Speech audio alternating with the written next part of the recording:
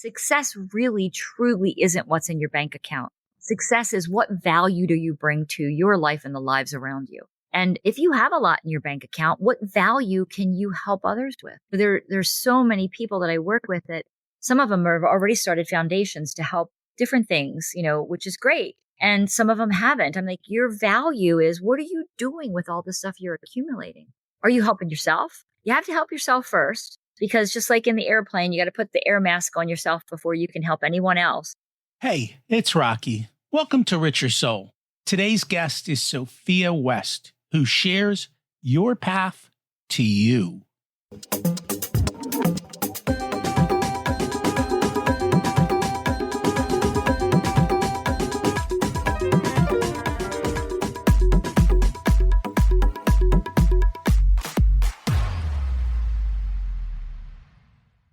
Imagine it's 12 months from now, and you've achieved your major life goals. How does it feel to be in the best shape of your life? To wake up energized, excited about the day, to have great relationships and friends who support you and propel you forward. How does it feel to have an excess of money, to be able to make the choices you want, to be fearless and open to trying new adventures? Imagine being connected to the universe and it providing everything you desire. It's possible over time, and your past does not dictate your future. The only thing holding you back from this vision is you. It's time to take control of our thoughts and use them to our advantage. Welcome to Richer Soul, where we achieve our dreams and bring balance to health, wealth, relationships, time, and spirituality. If you have not had a chance to listen to episodes 1 through 9, I encourage you to go back and listen to the framework behind Richer Soul and how to create the life of your dreams. You can also find all the show notes for this episode at richersoul.com. What happens when outward success doesn't bring the peace you expected? What if the answers you've been searching for are already within you, waiting to be remembered? In today's episode, we dive deep with Sophia West, a mentor, intuitive guide, and creator of the Noetic Alchemy Center. Her journey is one of transformation, from a life marked by financial hardship and emotional struggle to becoming a powerful facilitator of healing and self-discovery. She's got decades of experience in energy work, ancient wisdom, and integrative health. And she now teaches others how to do that. We'll talk about personal transformation, how to listen to your inner self, the role of beliefs, energy, and intention in creating your financial peace and freedom. I've worked with Sophia, so I know it's real. Let's meet her and see how we can get the most out of life. Welcome to Richer Soul, Sophia West. It's great to have you join us today. Thank you. Thank you for having me. I'm excited to be here. And I'm excited to learn from you today. We always like to start at the beginning. What was it like when you were growing up, and how much did your school and family teach you about money? Well, I'm going to say school, probably zero through school. I think I learned about money the same way a lot of people do, through some silence, through some tension, mixed messages. As a kid, no one really talked about money openly, but my parents were both products of the Depression. So I had one parent that was born in 1923 and one was born in 1929. And they literally took polar opposites of how to handle money. Like, my dad saved everything because he was worried about what happened in the Depression. And my mom spent everything. So she was scared. If she had it, she was spending it. So I really didn't know how to deal with that. And I just, I guess I found my way about money, as an adult. So really no great foundations for me. I think that's a typical story. And it's funny how two people can go through the same time period and their reaction to it is vastly different, right? And I don't know the specifics of your parents, but one sees, oh, we're in a depression, we always have to have and save. And the other might have just thought, hey, it might all disappear. So you might as well enjoy it while you have it, right? Exactly. Yeah. It's, if the fear imprint that we have as kids or as, growing up is really very strong and very powerful motivator. So that's what I believe. Both of them were in fear of some level and had to do with their money, what they felt best for them. And it doesn't sound like you had any money imprints really on you growing up from that. No, I didn't. But here's a really interesting thing. I do. If anyone were to ask me on my journey what my holdup is, I do have a financial ooch, and I think it comes from I was in an upper middle class family. There was nothing I wanted for. Parents had a vacation home. We were very, very solid. It's a beautiful financial existence. And at the same time, I got married very young out of high school, and my husband wasn't very good with money, and we had a horrible time. And we lived in an impoverished state with 2 kids through my 20s.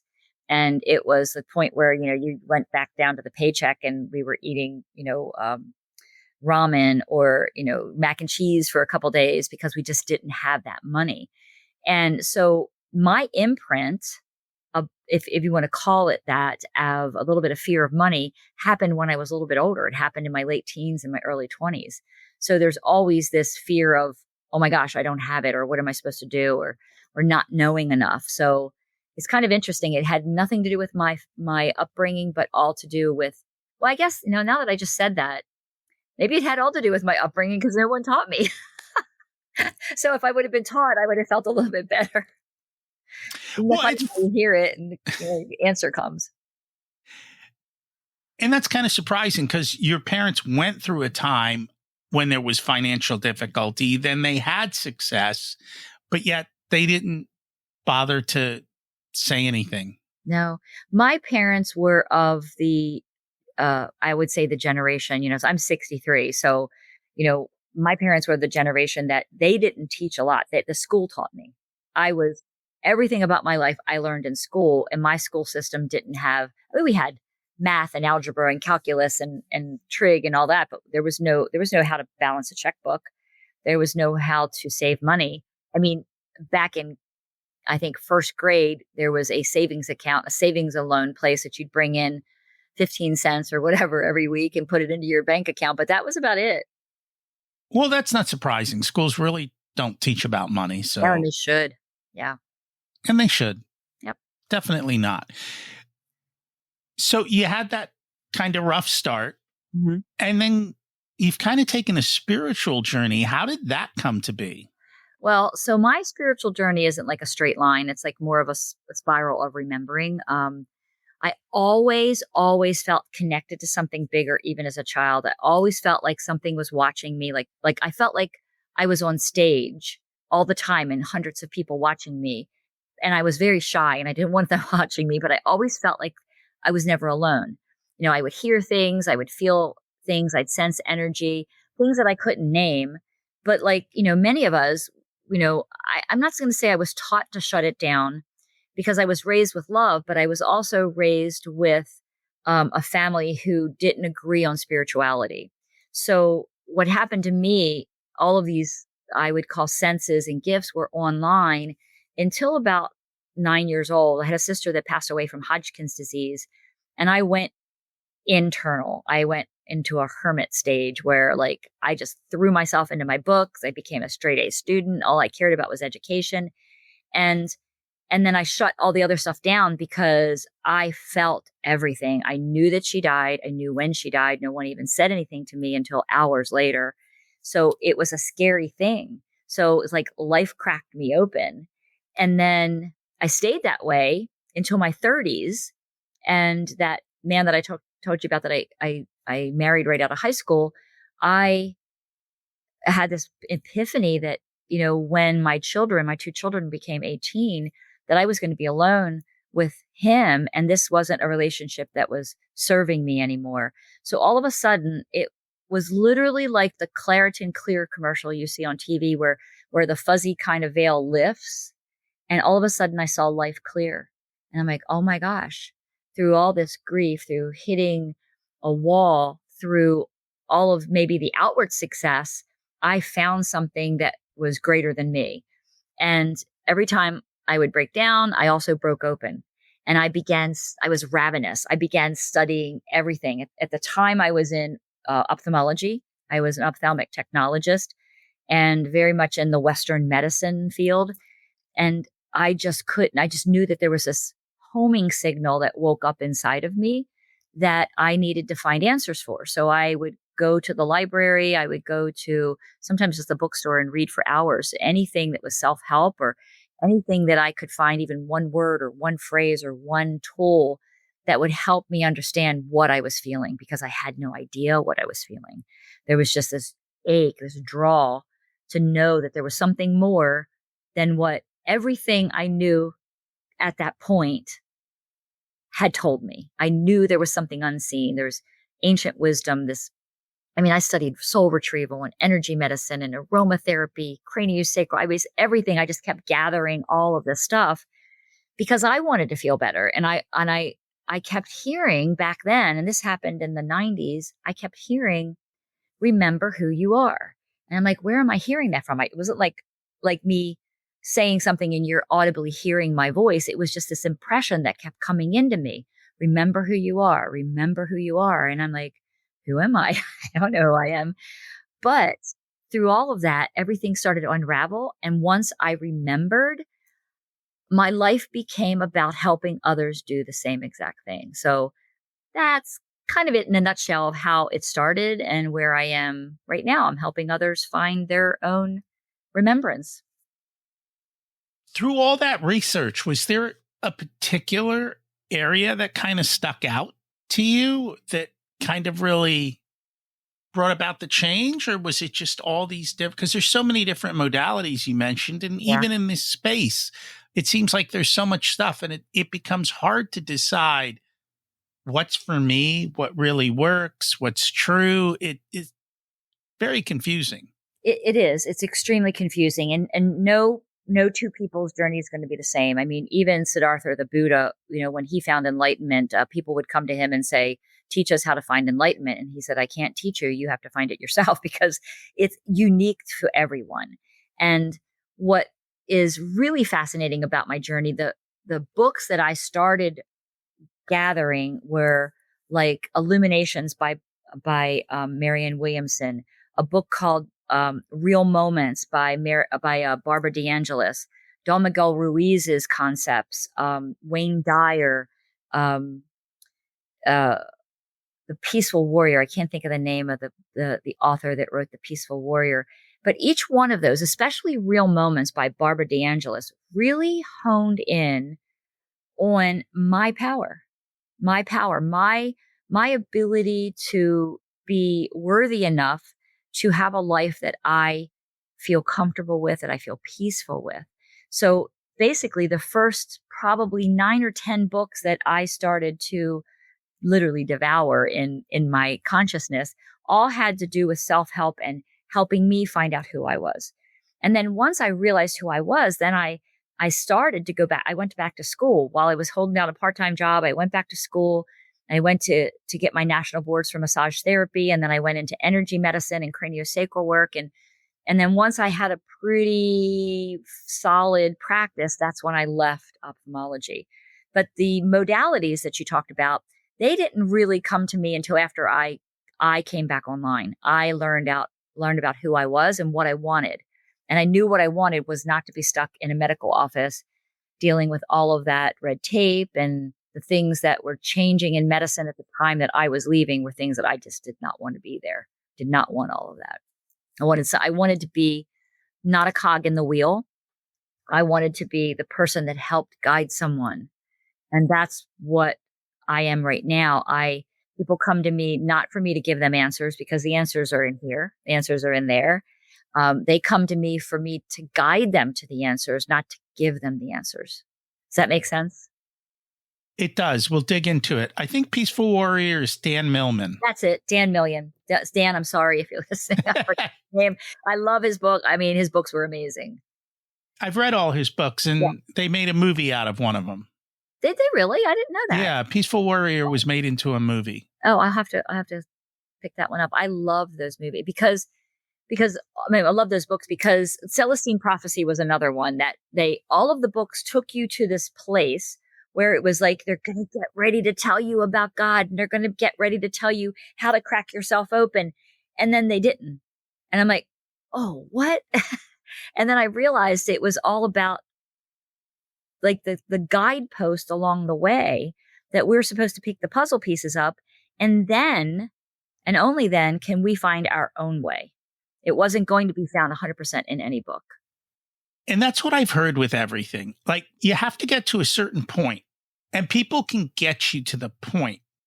But the point that they're getting to you is A, letting go of all the programming you were taught, right? And then kind of opening up. But then that last step, there's no guide, because you've got to, that's what I kind of noticed and seen and felt. You have to figure out that last part, because that last part is kind of what you said. Who and what am I? And no one can tell you that necessarily, can they? No, they can't tell you that. And they can't tell you what to do because, God, creator, gave us free will. And so within that free will, we have so many possibilities. It's like, if I were to give up everything today, I would want to go off and be a National Geographic photographer. That's what I feel passionate about, photography. And I feel passionate about traveling, and I would love to do that. So no one could tell me that because they don't know what my passion is. And some people are so buried down deep, don't know what their passion is, don't know what would bring them joy, because through cultural programming, through societal programming, through familial upbringing, we kind of get buried under all of everybody else's impressions and beliefs. So the self-help books, the courses, the retreats, all the different experiences that are available right now will help you start to unlock what's already inside of you. I always tell everyone, each modality, each book, each practice, each session that you have with me, I'm handing you a key. And you're taking that key and you're going to unlock something inside of you. And as soon as all of the areas are open that need to be unlocked, your own inner wisdom is going to come out, because each one of us is a slice or a section of creator, of source. So we all have a soul's code, an imprint. And within that imprint are the cosmic codes of creation. They're the wisdom of the universe is here. It's not out there. It is not fully out there. It's all here. And when you go to anyone, yes, there's this resonance and relationship of working with someone else. And the old saying that's biblical and spiritual of when two or more gather in my name, there I am. There's a synergy that happens between two people when they're working together on that kind of path. And the presence of the great I am, the great creator, is there. So some phenomenal work can be done one-on-one or in group or in retreat. It's totally available. However, everything has to be discerned by the individual, your own personal filter, your own personal imprints. So all the rest of this stuff is mental mechanisms, because all of these guides, these teachers, these practitioners, the courses, whatever, they're showing you the way to find out what's already in here. Because there's no one, I mean, I see a lot of books behind you, and I have a ton of books, downstairs on my shelf as well. There's no one book, there's no one modality, and there is no one person living on the face of this earth that's going to give you the full answer.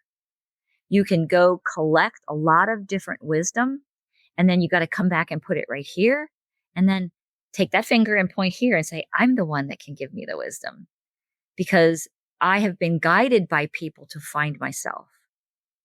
Does that sound correct to you? It sounds correct. I know people are going to struggle at that step, though. Which step? The pointing inward. Okay. And trying to find the answer. At least that's what I've noticed. You're dealing with a lot more of these people. What do you see? Like, how easy is that step to take? Believe it or not, it's as easy as going over to the wall and flipping the light switch. That's how easy it is. I'm not going to say it's that quick. And this is why I'll say this, because no two people's journey is alike. I'm 63 and I started to wake up at 33. So I'm on a 30-year journey. I'm still not done. I'm still evolving and expanding. And there are people that for many, many years with the work I've been doing, it was mainly people 40 something or older that started to wake up and say, hey, there's something more out there for me than this 9 to 5 job or this, striving to be the millionaire, the billionaire, the wealthy, the successful, the whatever. There's something that's not fulfilling me, and I got to find out what that is.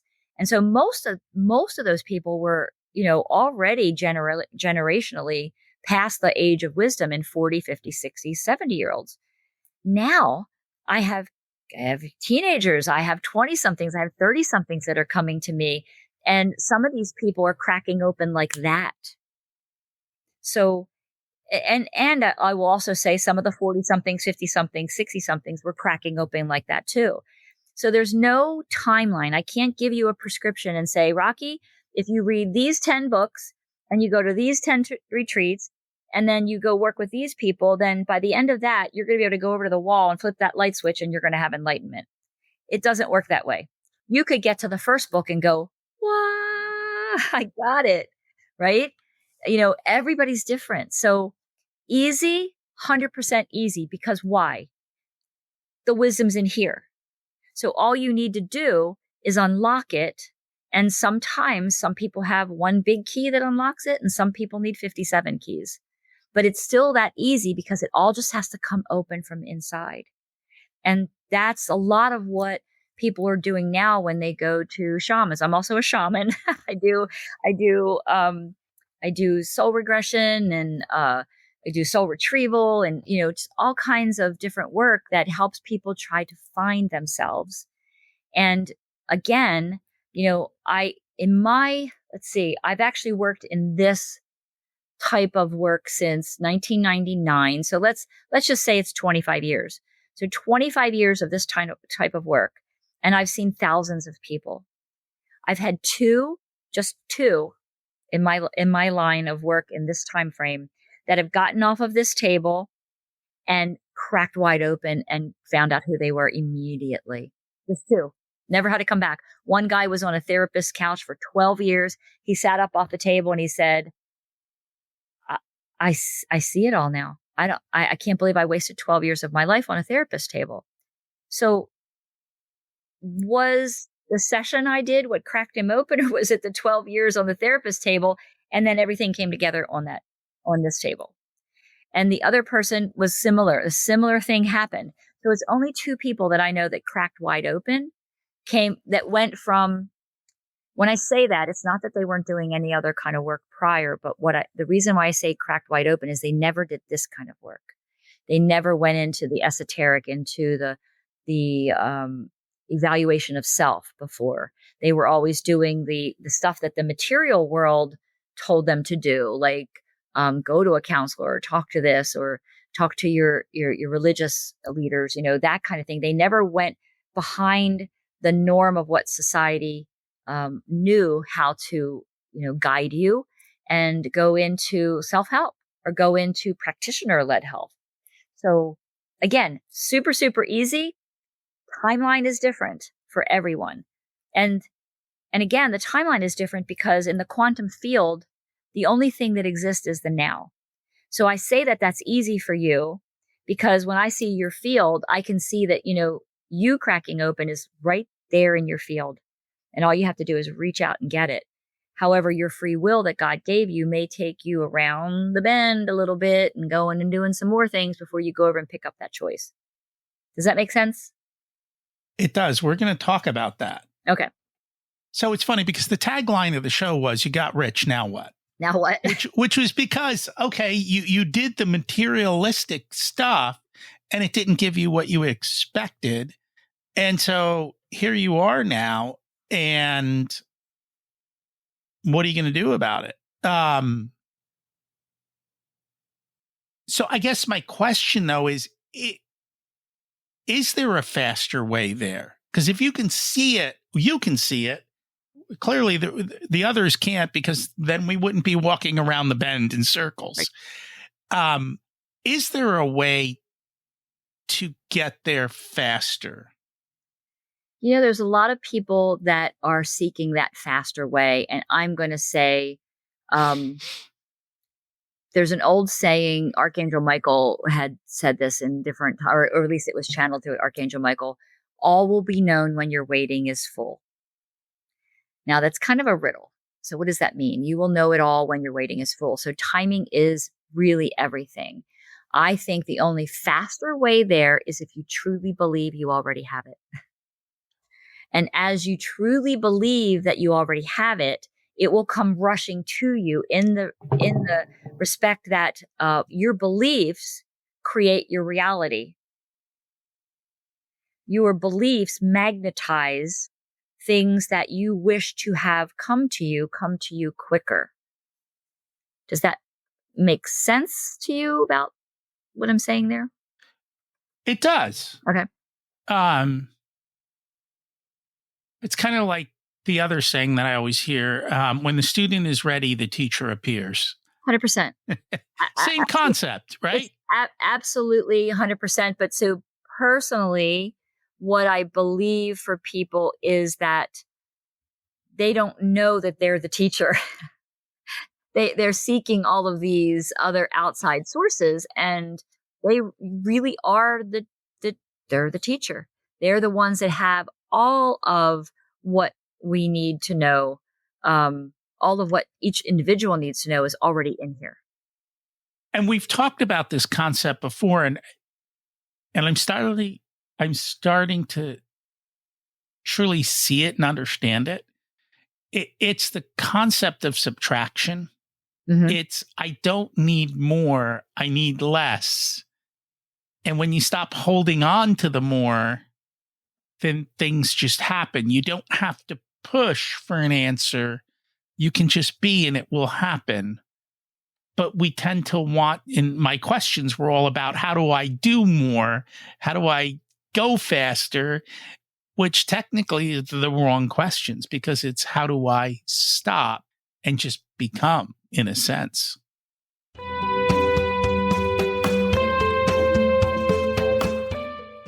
This episode of Richer Soul is sponsored by the Profit Answer Man podcast.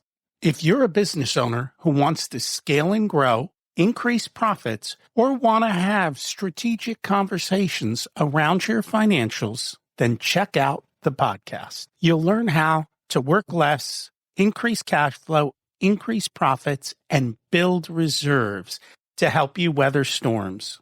It's built on the Profit First methodology of pay yourself first. The Profit Answer Man podcast is a must-listen to for every small business owner and anyone who wants to help them survive and thrive. Check it out on your favorite listening platform.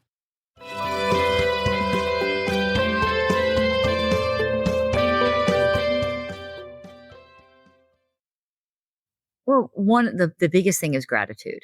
You focus on gratitude for what you have. The reason why people always feel like they need more is because there's a hole inside. There's something here they're feeding. They might not know that, but when is enough enough? That's the question you have to ask yourself. I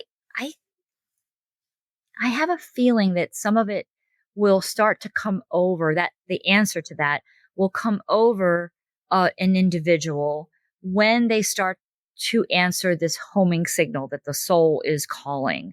Because what happens is, even with myself, like I went to New York City with my daughter on her 16th birthday a couple years ago, and we're walking around the streets like near Times Square and going into the knick-knack souvenir shops. And I really, I had like this epiphany.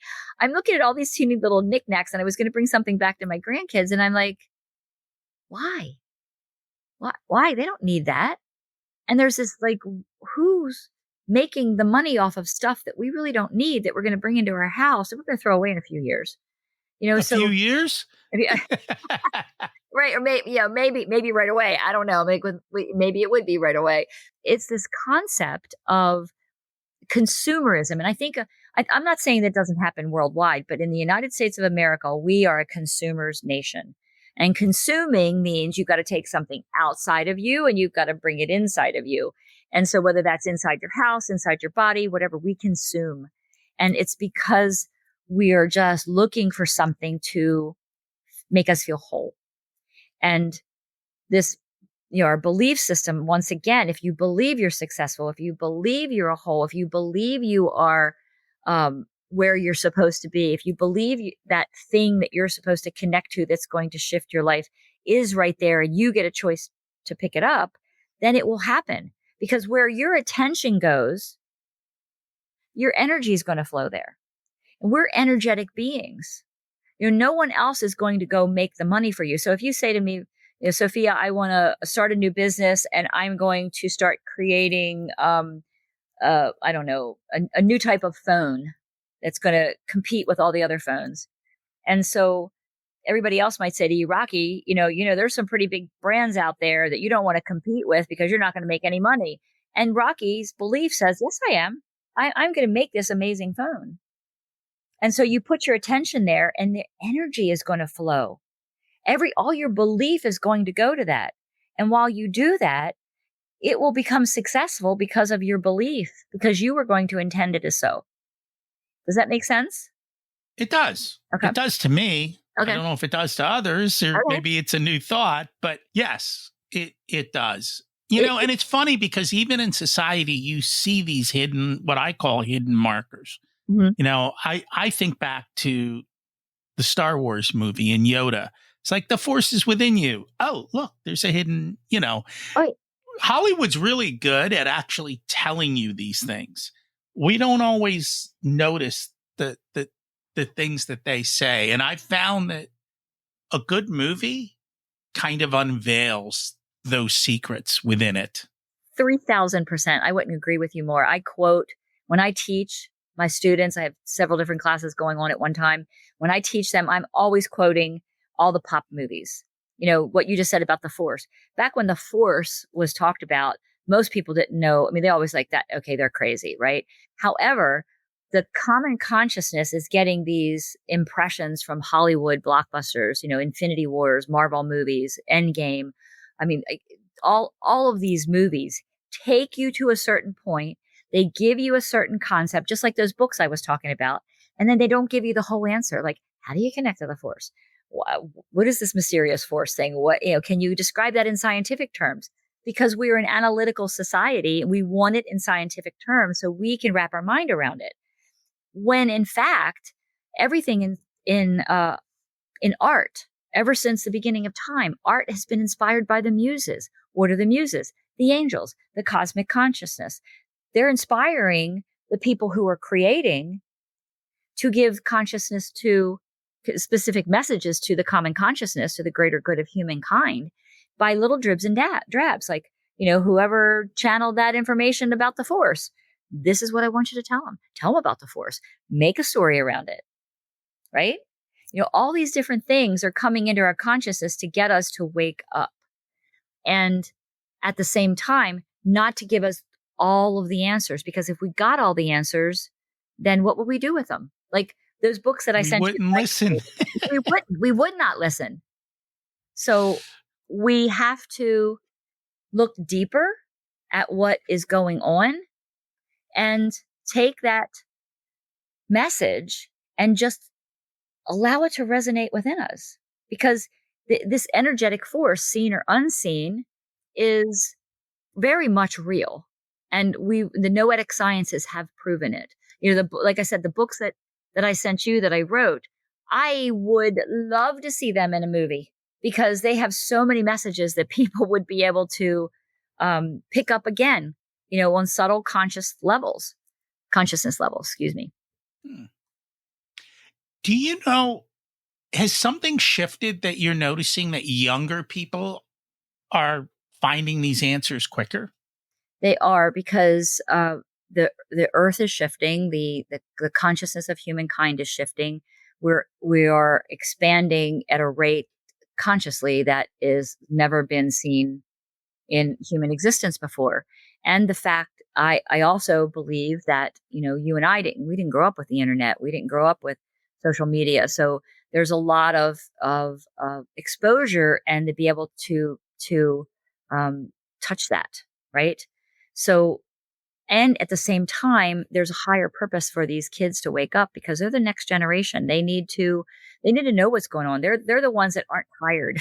The rest of us are like, we're at the end of this. Like, we're a little tired of the good fight. Even though we're doing the good fight, it's a little bit tiring. These kids need to step up. And I believe that they're answering a call for their soul when they've come to this earth to help us shift. Because I see a lot of children with, that are labeled with attention deficit or autism or dyslexia or all these different labels. These kids there's nothing wrong with these kids. These kids have a higher frequency than we could ever even attain, because they're here to teach us. And as they teach us, then we will subtly shift our frequency. But we can't force them into the box that we were put into. There's no box for these kids. There's no box for any of them. So let's let them be free to show us the way. And that energetic frequency is where we're going as a society. So I think that's why they're waking up a little bit quicker. Have you seen the Telepathy Tapes podcast? I have not. It's basically stories of children with autism and how they are able to communicate on a whole vastly different level. It's one of the top podcasts out there. At least it was. I mean, maybe it still is. And it just explores that whole journey and what's going on with these kids. Wow. I'll have to write that down. So, at least the way I grew up, and I think it's changing, but, on the one side you have money and wealth, and then the other side you have spirituality. But they aren't mutually exclusive, are they?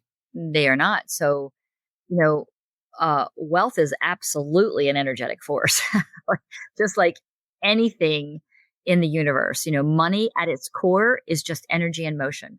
It's a tool that amplifies what's already within us. If we see money just as numbers, like in an account, it actually loses its potential. But if we recognize it as a resource for expansion, for healing, for collective elevation, then we can direct the energy with intention. So the key to aligning financial success with personal and spiritual purpose is to understand that money itself is neutral. It's how we use it that matters. When, I tell everybody, when I first started working in just the energetic realm, I only would accept cash, not because of, accounting or anything like that, but because cash is a currency and it has energy. It's different than a credit card. It's different than a check. And so it had currency. And I would tell people that, to basically tribute or tithe to me, to the energy, what they felt. I never put a dollar amount on it when I first started, because I told them, 2,000 years ago, you'd be bringing me a duck and 2 chickens or a cow, or, I don't know. I mean, it's an energetic exchange that matters. And ever since, and I don't know this, we're going down another little rabbit hole here. So I'm just going to go down the hole, and we're not going to stay in that hole for a second, but I just want to explain to you something. When the continent of Atlantis was in its existence on the face of this earth, currency was always balanced with gold and silver. So a coin had gold and silver on it. And the reason that happened is because gold represents the divine masculine and silver represents the divine feminine. So we each, each person, whether you're male or female, we each have those vibrational forces within us. So in order to stay in balance, the coinage was also in balance. Once Atlantis fell and things started to get messy there, and then the civilizations expanded to other places, you'll notice throughout history that it's gold. Gold is the power. So it's usually out of balance. And the key to finding a balance in finances is to have your intention for what you're doing with the finances to be aligned with your spirit. So, financial success and personal and spiritual purpose is that understanding, once again, that money, it's neutral, but your intention is what's programmed it. So when we approach wealth with gratitude, with integrity, and with service, I highly recommend, highly believe that everyone should be tithing to a nonprofit or a church, or, churches are nonprofits, but to give back or find a family to support or do something when great wealth comes your way, because it's a cycle of life that the more you put out for your success, the more success comes back to you. And again, it doesn't have to be a number in an account, but money is actually a conduit for the greater good, whether through philanthropy or conscious investments, what you're investing your money in. Make sure that the things you're investing your money are consciously in alignment with what you believe, your moral ethics, your values. But simply using money to create more time for yourself is really valuable. When you use that money to take care of yourself, first and foremost, your personal growth and your connection, you can transform wealth into something really deeply fulfilling. I mean, there shouldn't be someone out there who is very wealthy and going through some really, really tough emotional mental times. There are ways around it. That those resources are very, very important to help move you through those places, but you have to know where to look, who to look for, and how to be guided. So you've said something that's very intriguing that I've never heard anyone say, but I feel it. Okay. And here's what I mean by that. Even my kids have felt it. You take a crisp $100 bill out of a wallet and you feel it giving that $100 bill away, but it's paper. Why is it that you feel that, but if I take a credit card out, there's no feeling? Because most economic systems, and I know that this is really not a whole lot true here in the United States these days, but our money was always backed by gold. Our money was always anchored in something that was from the earth and technically came out of the earth, right? I don't want to go on another tangent about where silver and gold actually come from, but it is, in veins under our earth. Okay. So it's very grounding and it is real. It's tangible. A credit card is plastic and it's really not real because, when I say that, not real, you are putting something on credit. Most people who use credit cards are not paying that bill off at the end of the month. So it's really not real. It's not backed by anything except for in an account that says how much money you owe. Or that $100 bill, that's real. That's something you pass on, and that $100 bill is yours. You can pass it on and it can buy whatever that person needs that you just gave it to. And you don't have to do anything behind scenes to make that $100 real because it's already real. And it's backed by something that is connected to this earth, which again, in principle, our money was supposed to be backed by the gold reserves in Fort Knox years ago. And I think that in principle, we still have an energetic tie to that. Well, it's funny because today people don't use cash very much. They don't. But at the same point, and you kind of see it in the movies, and I think you even see it in life, somebody carries around a big wad of cash or a big wad of hundreds. It does create kind of a different feeling. It does. Yeah. It's because it's in the psyche, we'll equate that to real success because again, it's tangible. It would be like me saying once again, this stuff out here is called the force. Well, Sophia, I can't see that. I can't touch that, but I can give you my AirPods and say, this is energy and these things work and you'll believe it because it's tangible, but it's hard not to see that. So a credit card, even though that thing swipes and it's still charging an account, what it's backed by for, again, the majority of the people in the United States, that's a statement that they get at the end of the month. It calculates all the things that they put on their credit card. And they don't pay that off at the end of the month, most people. I wish that was the case. I wish people could, because then it could anchor it into more of a reality. It's a lot of the reason why I think people were having trouble with the cryptocurrency at first. Well, what is that? You know what I mean? What is it really backed by? So now when you feel the cash, when you feel the coins, when you count the coins, you are connected to an energy that is mineral based. Mineral based is earth based. It's interesting. I will say, I think poverty has an energy too, and it's quite negative. Yeah. And you can feel it. Mm-hmm. Yeah. There's a sadness, my daughter, like I told you, we're not like in the wealthy range of people. We're in just middle class, and we live down near Washington, D.C. And well, actually, we're in Maryland, but near Washington, D.C. And my family's all up in Baltimore, Pennsylvania. And we drive through the city of Baltimore. And as a very, very young age, I mean, talking when she was in her car seat, she would just get these terrible pains in her belly, worried about the people on the street holding the signs and they look sad. And so you're looking at a toddler that recognized that feeling that you're talking about. And that feeling is something that is very uncomfortable for some people. And her second observance of that whole situation when she's a little bit older, and she said to me, "Mama, why do those people in the other cars not look at the people holding the sign? Why are they not looking at them?" And basically what she was saying to me is, why aren't they acknowledging these people? Because it makes them uncomfortable. It's not just that they don't have money, they don't want to give it away. And it's not because they don't believe them. It's that makes people uncomfortable. And it's that poverty level. Even, I don't care where you are on the socioeconomic scale, it's uncomfortable. And because it's a dense energy, and it's something that most people who are working towards being successful and wealthy are going away from that dense energy. They're moving away from that. Does that make sense? It does.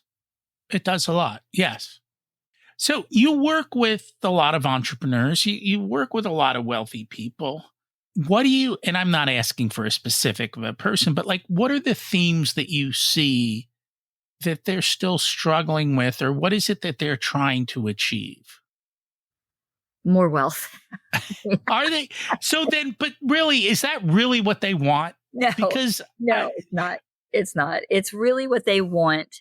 And I do have a few that I coach. I coach them, on a weekly basis, and I work with one-on-one with them, and a couple of them have health problems. And I'll go back to the fact, like, I know what you can do to get rid of this. Why aren't you doing this?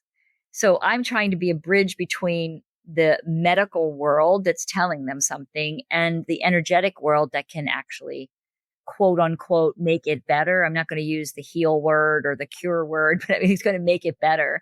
And I'll say to them, why aren't you doing this? You have all these resources. You should be doing this, this, this, this, and this. But it's hard to break through the analytical side, because most of the entrepreneurs I work with they're geniuses. They're like brilliant. I mean, I sometimes can't keep up. I'm like, what did you mean by that? What teach me, what are you talking about? So there's a lot of stuff going on in their heads, and they're very energetic, and they have a lot to focus on. And that is all a lot of analytical stuff. I have a couple of them that are very creatives, but for the most part, it's analytical entrepreneurs. And at the same time, I'm trying to get them to know that these are the things that you can do to help your health. But sometimes they just feel more comfortable just coming to me. Let me work on them because I am safe, and they've already met me and they already know what I feel like. And so I'm a safe zone that is the bridge between that world and the other world. And pretty soon I introduce them to the other side. And I do have one entrepreneur that is just the most amazing soul. And he knows, like, he came to me and he said, I want to be a billionaire, and I'm going to make everybody around me a billionaire, and I want you to be a billionaire. And I was like, well, I don't know what if I do something that could make me a billionaire. And he goes, I want to hear that. You're going to be a billionaire. And I'm like, okay.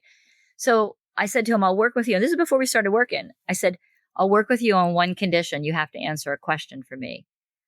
And because just because somebody has money, is not why I work with them. There has to be a resonance. And so I said to him, why do you want to be a billionaire? And he immediately said the one thing that I would say if someone ever asked me that question. And he said, freedom. Freedom. That's freedom of his soul, freedom to do what he needed to do to help people. And I was like, okay, you got yourself a coach. Here is the thing. You don't need $1 billion to be free. He's very young. And you're right. He's already there. But again, there's this is part with some people. You have an idea of what success is. Success really, truly isn't what's in your bank account. Success is what value do you bring to your life and the lives around you? And if you have a lot in your bank account, what value can you help others with? There's so many people that I work with that some of them have already started foundations to help different things, which is great. And some of them haven't. I'm like, your value is, what are you doing with all the stuff you're accumulating? Are you helping yourself? You have to help yourself first, because just like in the airplane, you got to put the air mask on yourself before you can help anyone else. So once you help yourself, not in a selfish way, but in a self-serving way, a selfless way, will allow you to have the ability to help other people. And that's really where value comes. What are you really doing? Is the work you're doing supporting humanity, or is it pulling humanity back? So those are the things that I like people to focus on. What are those questions? What are those answers for you? So how is it that you help people? Like, if somebody asks, what do you do, or how do you do it? Is there an answer to that? Or Well, gosh, so much. For years I struggled with that, because when I got out of medicine and I could say, I'm in ophthalmology, it was a lot easier. It was a lot easier to say that's what I did. Once I got out, I'm such a mixed bag of stuff that I meet each person where they are. So if someone comes to me and they need craniosacral work for their body, they're going to get that. If somebody needs soul retrieval, they're going to get that. I'm not like I only specialize in this and I can't do anything else. My energy channel will connect with your energy channel, and we work together in symbiosis to create what you need, actually very carefully curate an experience for each person. And that experience changes from time to time. I mean, like, you come see me once a week for 3 weeks, each time it could be totally different. So I just recently actually started to call myself a noetic alchemist. And a noetic alchemist, noetics means the inner wisdom. It's a Greek word meaning nous. And alchemy, I mean, most people are familiar with the word alchemy, about turning base metal into gold. And so when the noetic alchemy is, I help guide you in finding your own inner wisdom and finding that golden pathway for each individual person. Because while I'm teaching the ancient wisdoms and the energy wisdoms, I find that financially successful people tend to integrate later on, after they've reached a certain point, they integrate mindfulness and energy practices so that they can create balance and have fulfillment. But the first step is to know that success without inner peace is just another form of struggle. If you don't have that inner peace, what's the success going to do for you?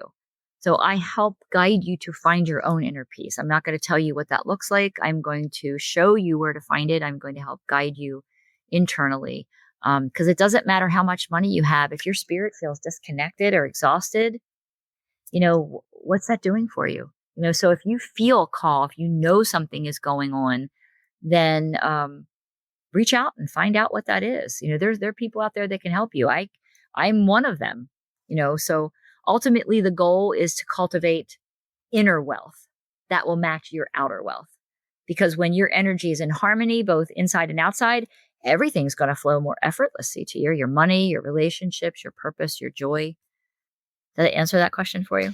You did. And I think people struggle to find help, partially because, and what I've noticed in the field is there's a lot of people who say they can help. It doesn't mean they can. Yeah. And I guess that's true in the money space too. Actually, the money space is full of people who pretend to help. Right. Is it that way in every aspect of life? In every career? You always have people that are really, really good at what they do, and people who are not so good at what they do, and then people who try to get over people with what they do and not really try to help people. Isn't that just human nature or the human experience? I guess it is. I guess I just didn't want to admit it was that bad everywhere. It really actually is that bad everywhere. And I've had, over the past year and a half, 2 years, I also see a lot of practitioners that are in the energy field. And I've had several of them coming to me saying, what are we going to do? do you know how many people that are in our line of work that went and took a weekend course or went and took a 2-week course and now they're pretending to be it and they're teaching it? I mean, what are we going to do about those people? And I said, I'm not going to do anything about those people. I mean, they're welcome to do what they want. I can't stop that. I can only be authentic in my own space, because where I stand on this earth is where God comes through me. And that means I can meet each person where they are at whatever level they are. I'm not here to try to transform any one field of work. I'm here to show that authenticity is the truth of love. And people who resonate with me will come find that. People who resonate with someone else, then they'll find their way to somebody else. After then, maybe they've gotten misinformation. Something's going to come over them inside, and they're going to say, wait a minute, this person doesn't have what it takes. Even though I've already spent that much money working with them, I think I need to find somebody else. So yes, and even in the spiritual energy work field, yes, we have people that are not of the highest caliber. But what can you say any more about politics, about religion? Is there anyone of caliber in politics? But that's I don't know, because I don't want to go down that road. But I mean, even in, like you said, in finance, I mean, in all of the different career paths, it's the human is the common denominator. And what do humans do? It's human behavior. So part of what I think some of your listeners, and we've talked about this, where there's this thing happening, like there's something more. And when you know that there's something more, where you feel there's something more, you immediately come in alignment with some higher vibration than where you were. Yeah. And I think what I have noticed is, in the world, there are people who are good at doing the work. And then there are people who are good at marketing. Yes. And very rarely do they mix. You are so right. I mean, people look at me and once they come find me, they're like, how come you're not like famous? How come I don't see you anywhere? I said, because I don't market. And first of all, I'm not good at that. I would have to hire somebody to do that. If people find me, that's because they're meant to find me, because I don't have a marketing presence. But marketing, I'll give you a little sidebar. Way back when I was in middle school, I'm an artist as well. I paint, I draw, I do all kinds of artwork. And back then I thought I wanted to be a graphic designer, and I thought I wanted to go work up in advertising in New York. And then I decided I thought wrong, because there's so many messages that had to put out there that weren't 100% truthful. And we were doing things to put it out in our ads just to get people to buy. And all of a sudden, something in my moral compass went, whoop, nope, not for me. I can't do that. I just can't. I can't say something is not what it really is. So marketing is a double-edged sword. As long as people are 100% truthful in their marketing, I think it's phenomenal, but not everybody is. And I agree with that. I think they did a whole series called Mad Men on the world of marketing. Oh, really? And yeah, it's funny. If you think back, well, people don't realize this. Rudolph is actually Montgomery Ward's creation. What's Rudolph? I don't know. Rudolph the Red-Nosed Reindeer. No way. Yeah, it's a Montgomery Ward creation. Really? Yes. I love Diamonds are for weddings are only in the last little over 100 years. Oh. Again, it was marketing creation. Wow. And then you'd be shocked at how many things we do are actually marketing creations. I can imagine. I think most of sports today is all marketing creations. And yeah, it's become overtly pervasive, and people don't really realize.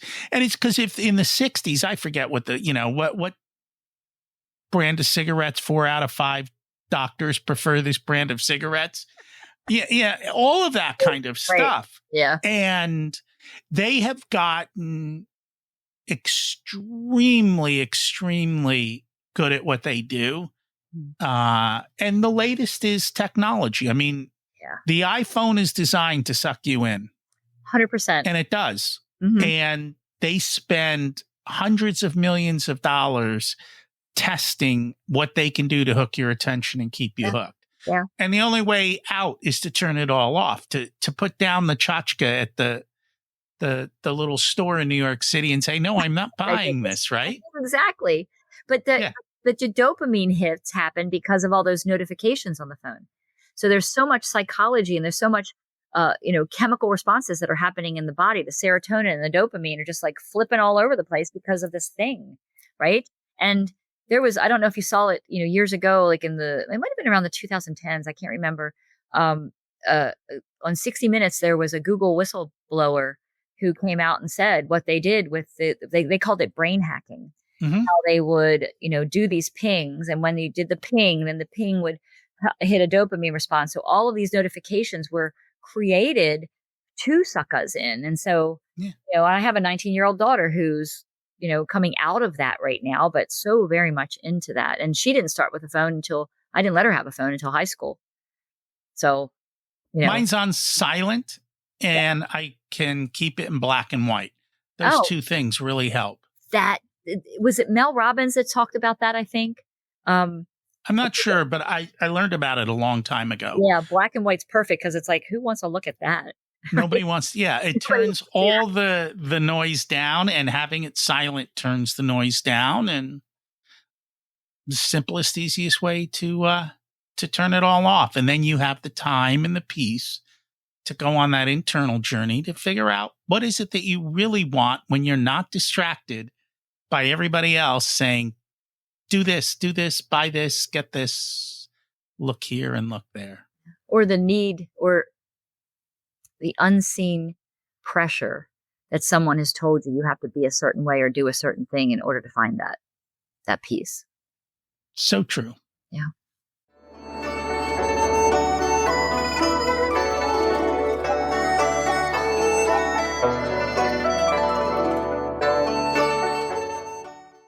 It's time to learn the secrets of life. What's your secret to living an abundant life? Oh, gratitude. Just being in a state of gratitude every morning when I wake up. I go out and I take 5 to 10 minutes, depending on what the weather is, and I just look up at the sky, try to get some daylight. And I'm just grateful. I'm grateful that I'm here. I'm grateful that I have a chance to keep on going. And that's the secret for me. That seems to be the number one answer. Really? Yes. Very cool. I got the number one answer. What did you learn later in life that you wish you would have learned sooner? Oh, wow. I would say how to recognize deception through people, that narcissistic behavior, sociopathic behavior, how to recognize that. Actually, no, let me scratch that. Not how to recognize it. What I learned later in life is to believe in my feelings, because all through my life, my empathic sense, my inner knowing was telling me certain things. And I was told by outsiders that, no, that's not true. That's wrong. But then I would find out later on that I was 100% spot on. So if I would go back to my younger self, I would whisper in her ear and say, you believe those things that you feel in your gut. And it's funny, the people who are good at the con game are very, very magnetic. Very good. Yes. Very charismatic. Yep. 100%. If you were to give an 18-year-old one specific piece of wisdom, what would it be? Be yourself and don't worry about what social media is trying to tell you to be. That's where we started, right? I think so. We all have to be ourselves. You all have to be yourself. You have to remember who you are. Remember who you are. If people would like to learn more about you, your services, how do they find you? Well, I have a website, sophiawest.com, that they can visit. Instagram at Sophia West Wellness is also another option. I also volunteer for a national nonprofit that is focusing now on health and wellness and the individual empowerment of a person and the families, children and adults. And that's goodnight.org. And that's goodknight.org. Awesome. We'll put that in the show notes. Thank you so much for joining us. Thank you. Thank you for having me. This is really awesome, Rocky. Sophia reminds us the journey to fulfillment doesn't come from chasing more, but from remembering who we are at our core. Whether you're just at the beginning of your spiritual path or deep into your own personal growth journey, her message is clear. The answers you're looking for are already within. You know, I'll admit it. I always look outside only to figure out I already knew the answer. If I had just been a little bit more quiet, I might have heard it. That's what happens when we live in a noisy world.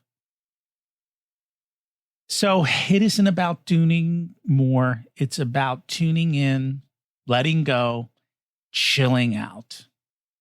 The reality is money, meaning, and spirituality intersect.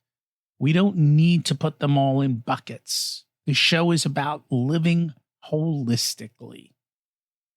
By the way, if you know someone who would enjoy this episode, would you do me a favor and share it with them? I appreciate that. Next week, we've got Don Joseph Goey back again. He is the facilitator for the Anthony DeMello Institute. We're going to talk about waking up to your true self. Thanks for listening. Have an abundant week.